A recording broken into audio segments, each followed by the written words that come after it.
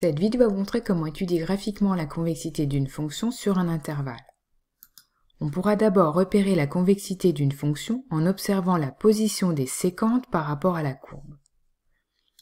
Une séquente est un segment reliant deux points de la courbe. Sur cette figure, vous pouvez alors observer les segments AB et CD qui sont donc des séquentes. Lorsque ces séquentes sont au-dessus de la courbe, on dit alors que la fonction f est convexe. Dans le cas contraire, lorsque les séquentes sont au-dessous de la courbe, on dit que la fonction f est concave.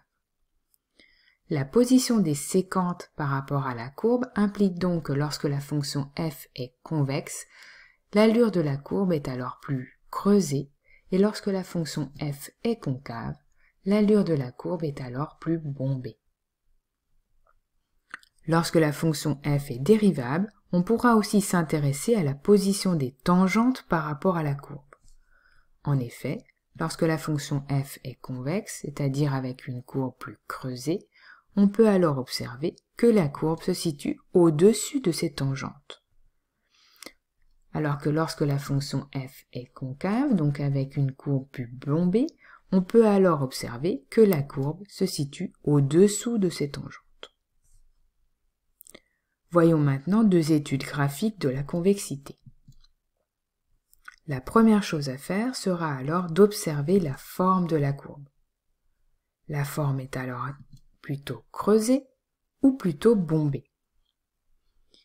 Ici, nous pouvons observer plutôt que la courbe est plutôt creusée.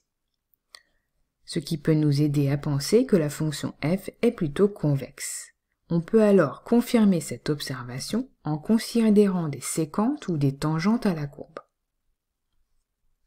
En traçant une séquente, on voit que cette séquente est au-dessus de la courbe. En traçant une tangente, on voit alors que la courbe est au-dessus de cette tangente. Ceci confirme que la fonction f serait plutôt convexe. Il reste maintenant à formuler la conjecture en précisant bien les intervalles.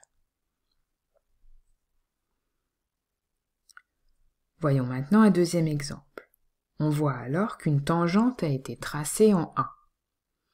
Cette tangente est particulière puisqu'elle traverse la courbe. En effet, avant le point A, la courbe est en dessous de cette tangente, tandis qu'après le point A, la courbe est passée au-dessus de la tangente. Ceci signifie que le point A est certainement un point d'inflexion pour la courbe.